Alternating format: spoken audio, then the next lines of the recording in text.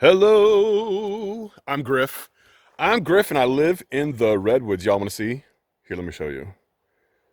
It's a beautiful place. You're like, that looks like Endor from Empire Strikes Back or Return of the Jedi or whatever. And that's because the speeder chase scene was filmed here.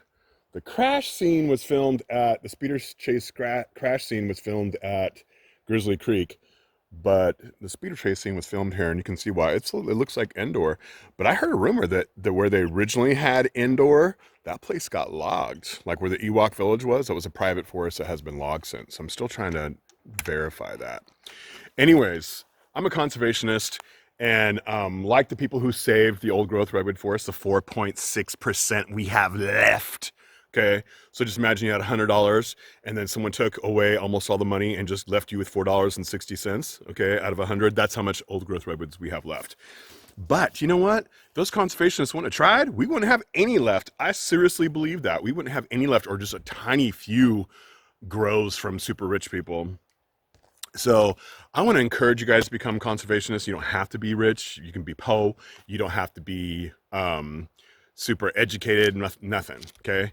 You just got to work it into your lifestyle. And it's cool because when you help wildlife, when you learn how to coexist with wildlife, you can feel yourself evolving because you're being considerate and compassionate to a species that isn't your own.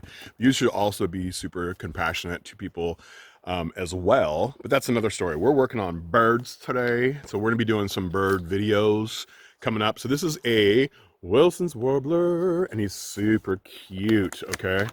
And it migrates, so it nests here in the summer, and then it migrates. And I'm gonna tell you how you guys can help them a couple different ways. In fact, over the next, oops, that's in mirror form.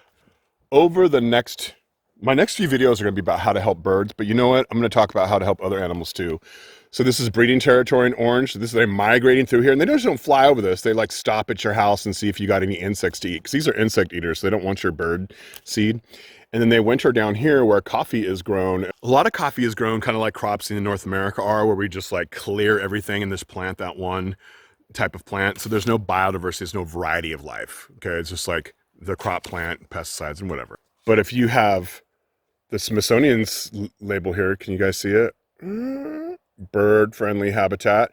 If it has that on there, or it's American Birding Association songbird coffee, that's the stuff to buy. What's the difference between that and shade-grown coffee? Shade-grown coffee doesn't have any standards, so somebody could just plant 2 trees in their 200-acre field and say it's shade-grown.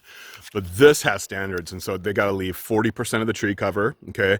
There's got to be at least 10 different species of native trees, because native trees support insects. And there has to be vertical structural diversity. So there's got to be stuff on the ground, medium stuff, tall stuff. So bird-friendly labels. Yes, this coffee costs a little bit more, and not everybody has the privilege of affording that.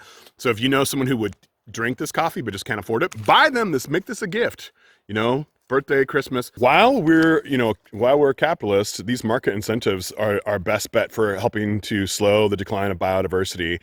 And songbirds have declined by over 30% since I was born. And like the common types of birds too have been in decline. So we've lost like 3 billion birds according to Cornell Ornithology Lab. So we got work to do. And so the next few videos will be like what you can do to make a difference. But first off, go find that Smithsonian bird friendly label, American Bird Association, and buy some coffee. And they both have websites, Smithsonian bird friendly. Just put that in your search bar and figure out how you can help.